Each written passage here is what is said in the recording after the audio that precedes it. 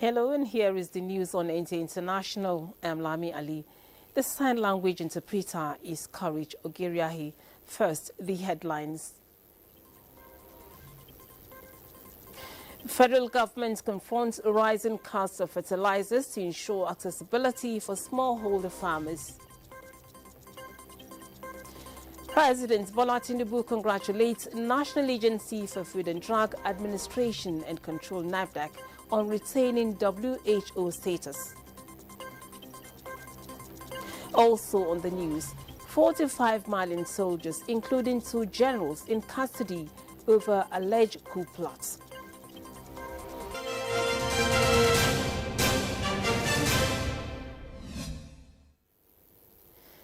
President Bola Tinubu congratulates the National Agency for Food and Drug Administration and Control Nafdac on retaining the World Health Organization's Maturity Level 3 status for the regulation of medicines and vaccines. The Global Health Regulatory Body conducted a re-benchmarking exercise from May 28 to May 30, 2025, assessing Nafdac against globally recognized standards for regulatory performance. Nafdac attained ML3 status in 2022, becoming Africa's first national regulatory authority to achieve this milestone in regulating medicines and vaccines non-producing. In consonance with the WHO policy, periodic reviews are conducted to ensure sustained compliance. President Tinubu reaffirms his administration's unwavering commitments to enhancing Nigeria's capacity to ensure the safety, quality and efficacy of medicines and vaccines in line with international best practice.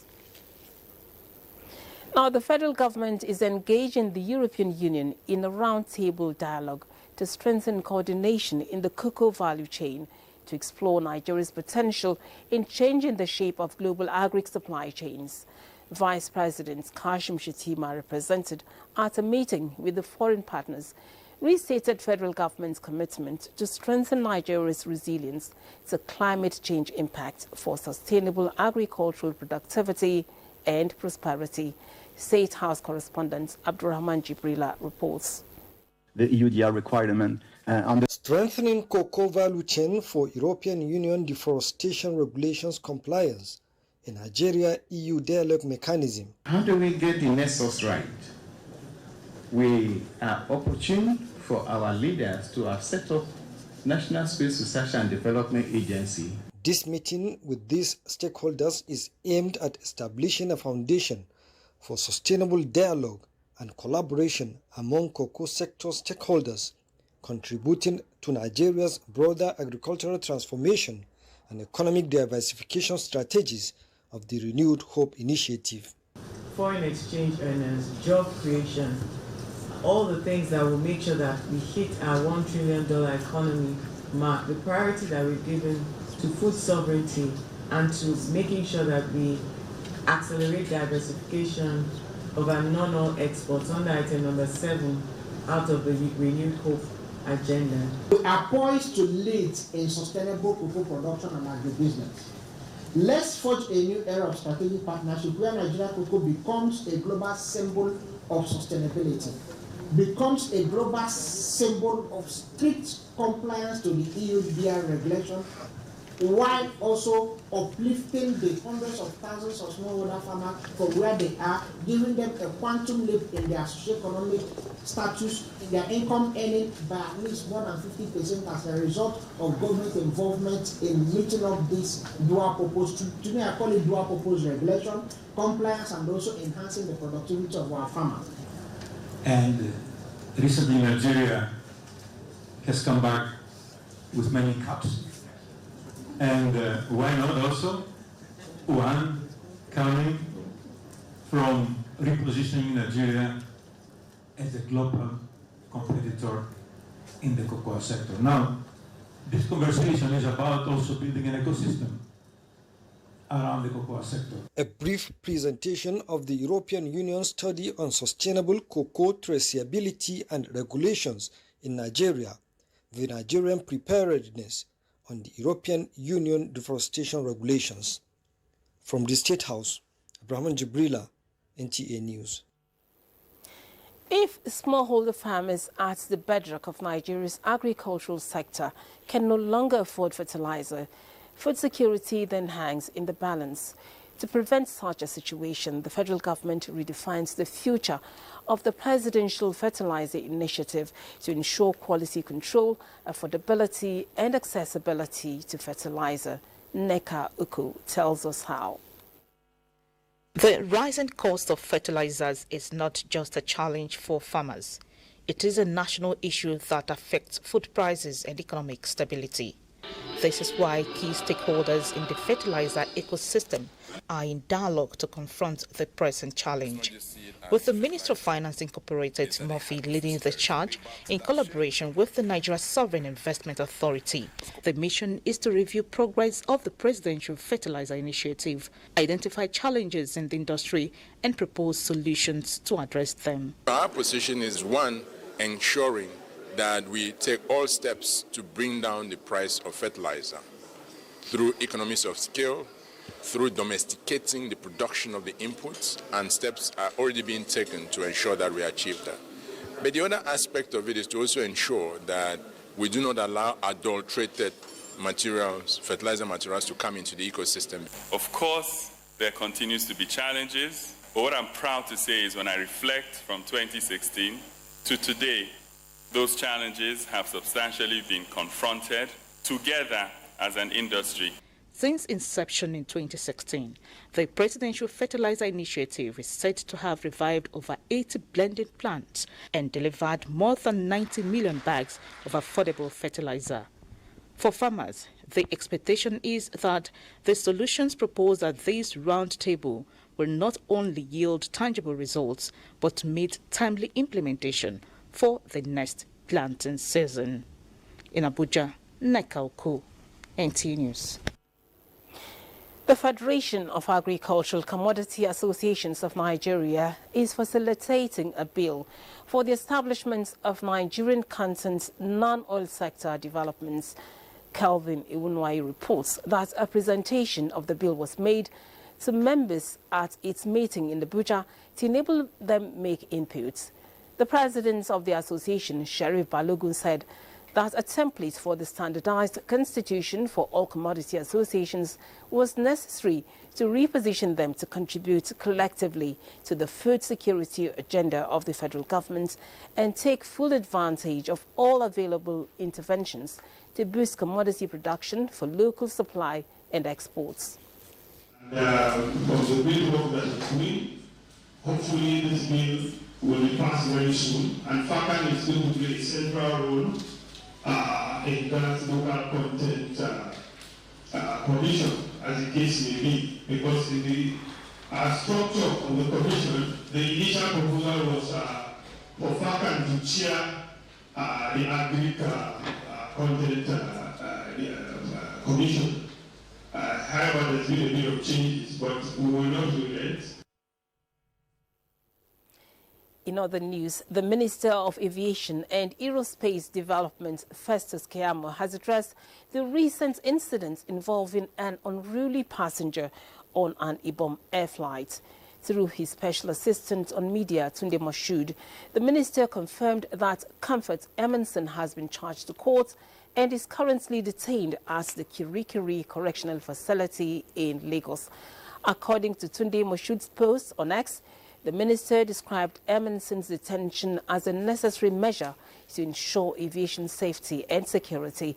This action follows the emergence of a video online showing a heated confrontation between Emerson and a cabin crew member on an Ibom air flight from Uyo to Lagos on Sunday, August 10th.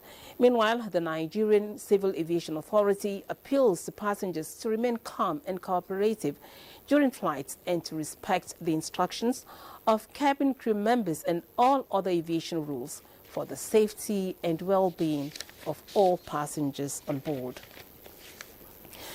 At least 45 Malian soldiers, including 2 generals, were arrested over the weekend for attempts to destabilize institutions in the Sahel country.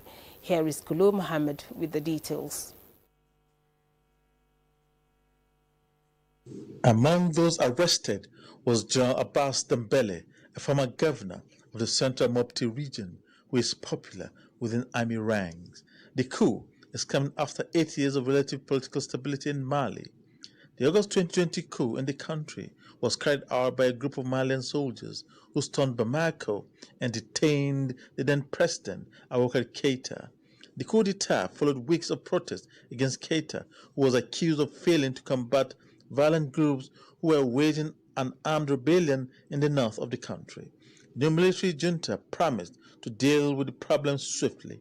However, internal divisions within the new government led to a second coup in May 2021, resulting in the accession of Colonel Assimi Goïta to the presidency of Mali, a role he has occupied since then. In the face of the attack, the junta has intensified crackdowns on political agitators. In May, President Goïta dissolved all political parties and organizations in Mali, which sparked widespread protests. Analysts say where peace eludes the citizens, the government at the center will not enjoy stability. Kolom Mohammed, NTA News. The multinational joint task force operating in the Lake Chad area is devising ways to neutralize militants who have turned Lake Chad's islands into training grounds for recruits and storage sites for items they consider valuable. And Australian Prime Minister says his country will recognize a Palestinian state at the UN General Assembly in September. Here again is Kolom Mohammed with the details. Boko Haram terrorists have sown terror among the people living around the Lake Chad area for over 15 years. Surrounded by Cameroon, Chad, Nigeria, and Nigeria, it isolates them from the rest of the world, thereby making it difficult for the military to reach them. Major General Ibrahim Salau Ali, Commander-in-Chief of the Multinational Joint Task Force, said the time for dropping arms and giving up terrorism is now, as the army is close to bringing them and their activities to a halt. Governments of countries around Lake Chad have gotten a clear leadway to end terrorism around the area and other parts of Africa. Reports say terrorists held sway at considerable tracts of land at Lake Chad. The Multinational Joint Task Force says these have been retrieved from their control and normalcy has returned as civilians are returning home. Meanwhile, Australian Prime Minister Albanese says his country has received commitments from Palestinian Authority to demilitarize, hold general elections, and also continue to recognize Israel's right to exist. He said a two-state solution is humanity's best hope to break the cycle of violence in the Middle East and to bring an end to the conflict, suffering, and starvation in Gaza. Israel, under increasing pressure to end the war in Gaza, has said recognizing the Palestinian state rewards terrorism. In other news, European allies have rallied behind Ukraine in a renewed surge of support, insisting that any peace talks with Russia must include Kyiv.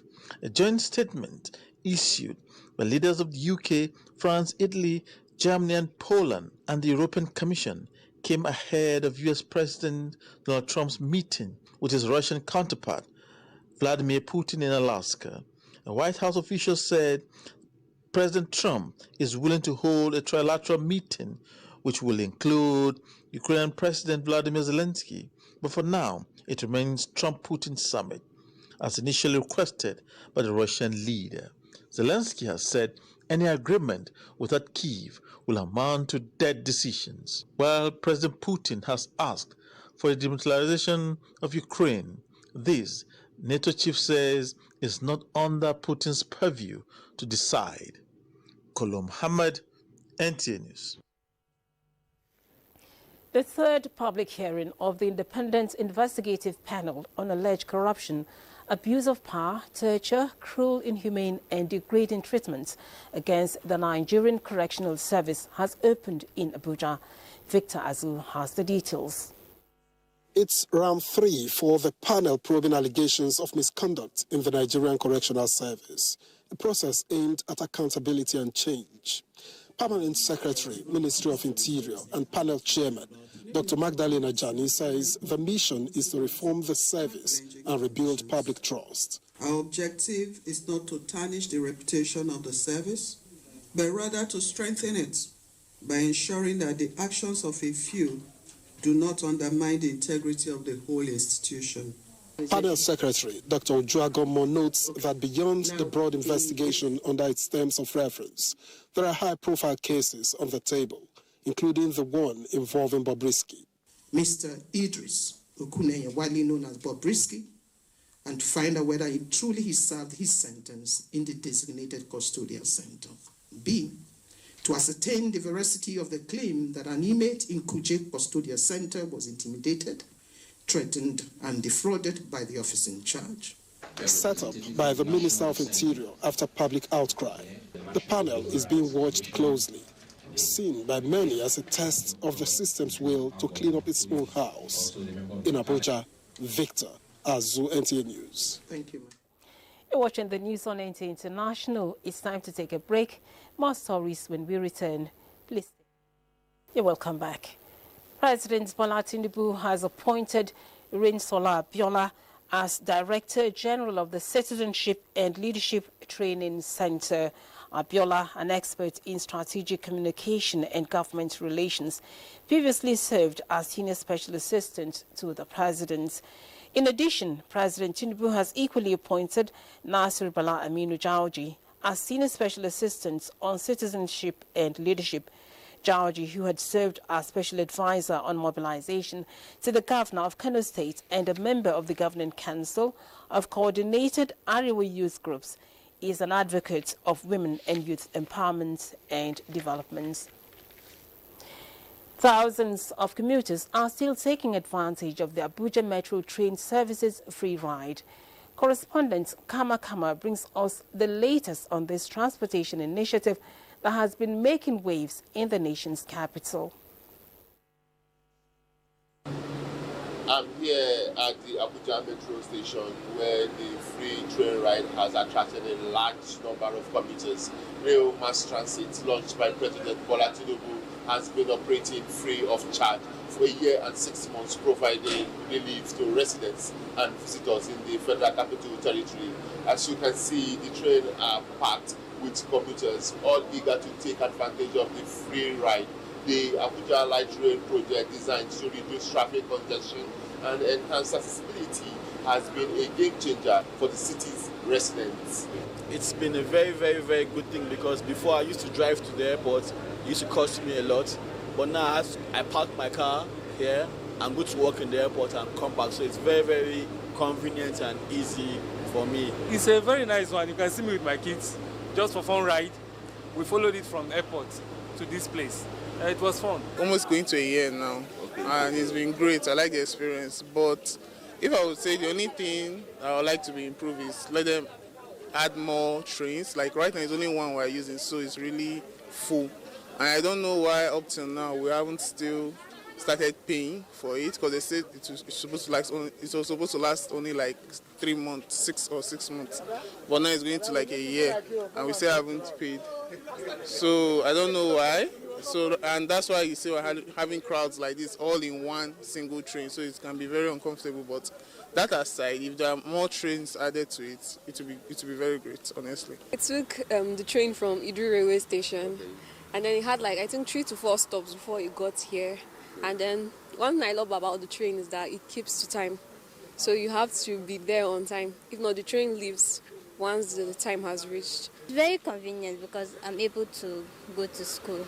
Talking about this train, oh my God, it has been of help for the masses, most especially for the less people. Let them just say less people. Low income earners.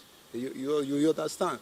So because before, for me to get from my area to my office there, I spend nothing less than 3,500 every day. But right now, I spend 400 naira to my office here. So can you now imagine how much I've been saving? The Abuja Mass Transit has a capacity to accommodate 700 to 800 passengers per train, with 12 diesel multiple units operating daily. The free ride, which was initiated, set to have 2 months extended to December by President Tinubu. Kama, NTA News. Use your newly acquired skills to create jobs, uplift your community, and make a lasting impact. That was the charge from Governor Babajide Sanwo-Olu to over 5,000 graduates at the graduation and empowerment ceremony held for beneficiaries of the state's skills acquisition program. John Ken Agbapoya reports that the initiative is driven by the Lagos State Ministry of Women Affairs and Poverty Alleviation. After weeks of intensive training across various trades, these more than 5,000 graduates of the Lagos State Skills Acquisition Program are now fully equipped to take on the world of entrepreneurship. Since the inception of this administration, we have proudly produced over 34,000 graduates from our skills acquisition centers. From vulcanizing to welding, catering to hairdressing, and photography to makeup artistry, these beneficiaries represent a new wave of job creators ready to drive grassroots economic growth. Initially, my children just said I should go there to go and, just keep myself busy or something. But when I got there, I met a lot of opportunities there. Because I'm so very happy for today. Because I can't expect this from just in front. I don't know what I'm going to talk to. I'm so very happy for our government. Governor Babajide Sanwo-Olu, who presented the empowerment tools, said the training centers have become lifelines, offering real opportunities for economic independence and self-reliance. Now you are going out to ensure that for you to compete and compete well, you must be able to design or you're able to bake something that you can sell. And so your pricing must make sense. It will not be that your first thing that you sell, you want to make all the profit from it. Wife of the governor, Dr. Abijoke Sanwo-Olu, described the graduates as symbols of determination, urging them to embrace continuous learning and uphold integrity in their enterprises. As you take this bold step forward, remember that learning never stops. Continue to sharpen your skills, embrace new ideas, remain open to opportunities. With this milestone, the Lagos State government reaffirms its commitment to equipping citizens with practical skills that promote self-reliance and sustainable livelihoods. In Lagos, Joy Ken Abapuya, NTA News. We pause now to bring you a message. More stories later. Its former glory and elevate its status on the global stage. First, the inefficient road network will be replaced with 2 independent ring roads, the outer ring for departures and the inner ring for arrivals. Second, the existing structure of Terminal 1 will be strengthened to improve its integrity. A connection building will link the 2 terminals, and the skywalk will connect the car park to Terminal 2, ensuring seamless passenger movement within these facilities. Meanwhile, this half-century-old Terminal 1 will undergo comprehensive modernization, featuring an enhanced eagle-inspired architectural design that symbolizes a soaring and hopeful Nigeria. The upgrades will include both interior and exterior enhancements, improved passenger facilities, and advanced mechanical, electrical, and plumbing systems to enhance operations and capacity. Terminal 2 will also undergo upgrades, including refurbished platforms, enhanced canopies, expanded boarding fingers, and an enlarged apron for greater efficiency. Once completed, passengers at MMIA will enjoy a significantly enhanced travel experience. The redesigned infrastructure will provide well-organized and direct access to the terminal buildings, improving efficiency. Optimized internal circulation will ensure uninterrupted movement for arriving and departing passengers. Additionally, modernized facilities, upgraded amenities, and an aesthetically immersive environment will create a more comfortable, seamless, and enjoyable journey for all travelers. Under the Renewed Hope Initiative, we're leveraging global expertise in airport engineering and cutting-edge digital systems to transform MMIA into a safer, smarter, greener and more efficient aviation hub. Finally, the nation will be filled with hope, paving the way for a brighter future.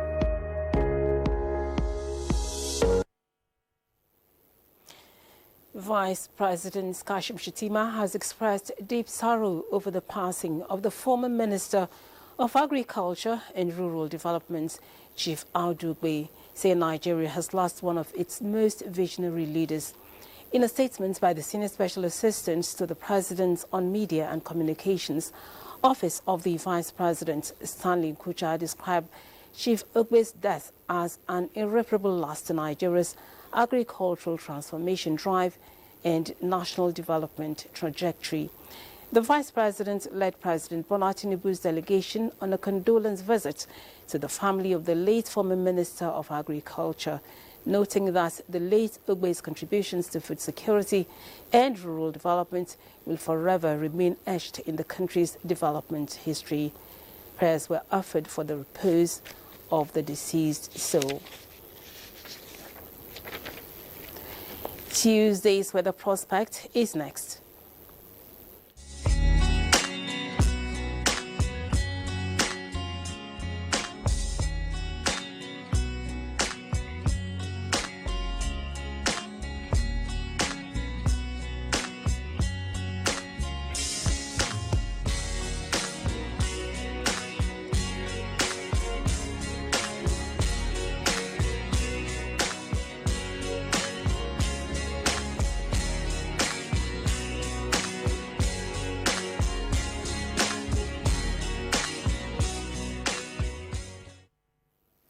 We've come to the end of the news.